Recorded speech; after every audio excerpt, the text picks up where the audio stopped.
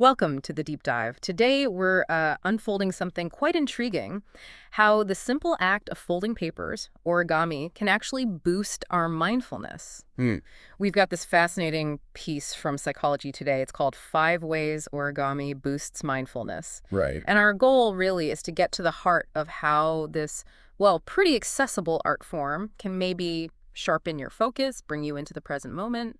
Yeah, and what strikes me right away from the article is just how simple it is to start. Mm-hmm. It highlights a quote from Samuel Tsang. He's an origami teacher based in London.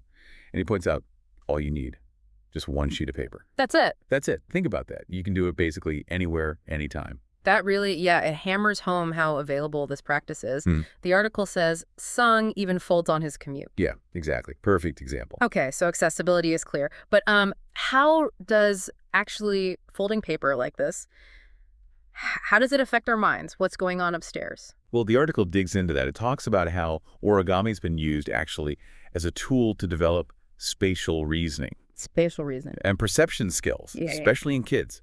Research has looked into benefits for like math, dexterity, Dexterity. hand-eye coordination, and even concentration. Wow. There was one study mentioned that found origami could specifically boost spatial visualization and math skills for middle school students. That's a surprising connection. So it's more than just, keeping hands busy. It really engages specific thinking skills. Definitely. And the article also touches on potential uses for kids with specific needs, right? It does, yeah.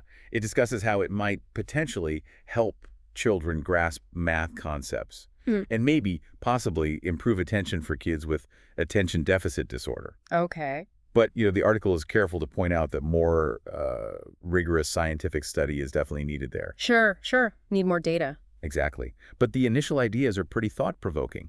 I mean, just think about it. You're taking a flat 2D piece of paper Right. and mentally and physically turning it into a 3D object. You can kind of see how that engages those spatial parts of the brain. Yeah, I can see that. Okay, so there are these cognitive benefits, maybe especially in learning settings. Yeah. But for someone doing this, just for themselves, mindfulness is also about how you do it, the attitude, which brings us to this idea of letting go of perfectionism. Oh, that's a huge one. Yeah. Yeah. Samuel Song has this lovely description of origami. He calls it a peaceful hobby, a beautiful art, a craft, a science, and a meditation all in one. That's quite a list. It really covers all the bases, doesn't it? And the article stresses, especially if you're just starting, how important it is to release that self-judgment, not beating yourself up. Absolutely. That pressure for things to be perfect can really kill the joy when you're learning something new. Totally. So what does Sung suggest for beginners to avoid getting, scared off by those super complex models? He says start simple.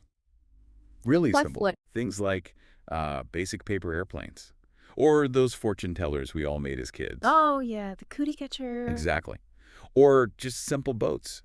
The idea is just get comfortable with the basic folds first. Enjoy the process itself. Don't aim for some masterpiece right away. That makes sense. And it's actually really comforting what Song shares about his own work. Oh, what does he say?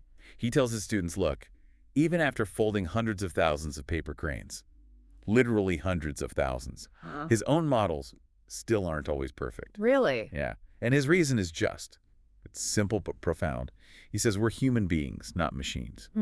We can't expect that machine-like precision. And that's okay. It's actually more than okay. That's a great way to put it. It's liberating, really, embracing the human element. Exactly. Okay, so accepting imperfection is key.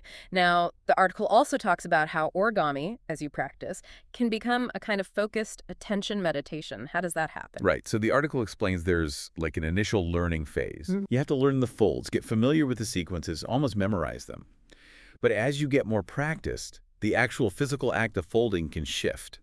It can become what's called focused attention meditation, Oh, which is where you deliberately keep your attention on one thing here. It's the paper, the folding action. right. And doing that helps quiet down all the mental noise, promotes a sense of calm. So it goes from being effortful, like where does this tab go, to Yeah. something more flowing, more meditative. Precisely. Oh, It becomes more intuitive. And Song makes a really important point here.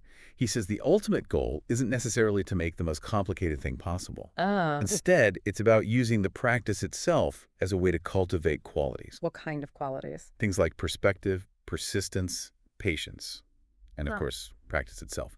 The 4 Ps, he calls them. Perspective, persistence, patience, practice. I like that. Yeah. It really shifts the focus away from just the final product, doesn't it? It's about the process, the journey. Absolutely. It's the journey. And it seems there's another layer too. Beyond the personal benefits, the article mentions origami as a way to connect with other people. Yes, it does.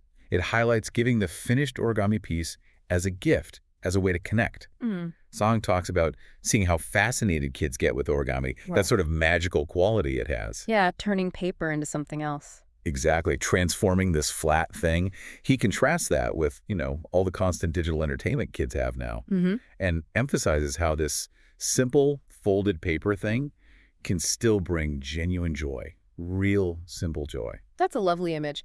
That paper can still compete with screens, in a way. in its own quiet way, yeah. And it's not just about giving the finished thing, is it? The article suggests the act of folding itself can be a connection. That's right. It's about the intention during the folding. Yeah. Zahn apparently designed a special squirrel model just for his daughter. A squirrel, okay. And he says that the 20 minutes or so it takes him to fold that squirrel, that becomes this dedicated time where his thoughts are all focused positively on her. Ah, that's beautiful. So it's mindful creation for someone else. Exactly. A really clear example of that mindful connection. It really is. This is quite layered. The article also points people towards some resources if they want to try this out. It does, yeah.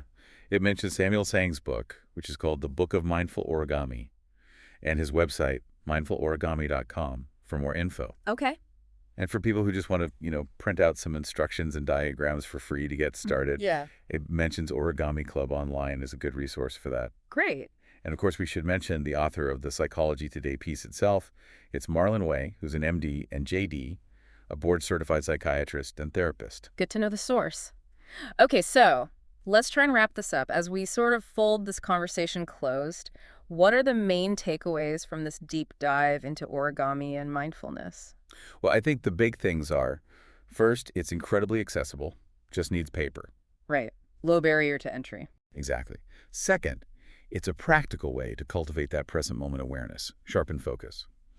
Third, it encourages patience and, really importantly, letting go of perfectionism, accepting the human part. Uh-huh. Embrace the wobble. Totally.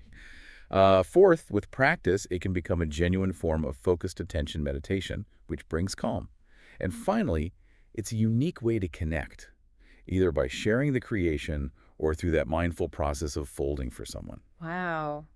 Yeah, it really gives you a whole new appreciation for a simple piece of paper, I It guess. really does, doesn't it?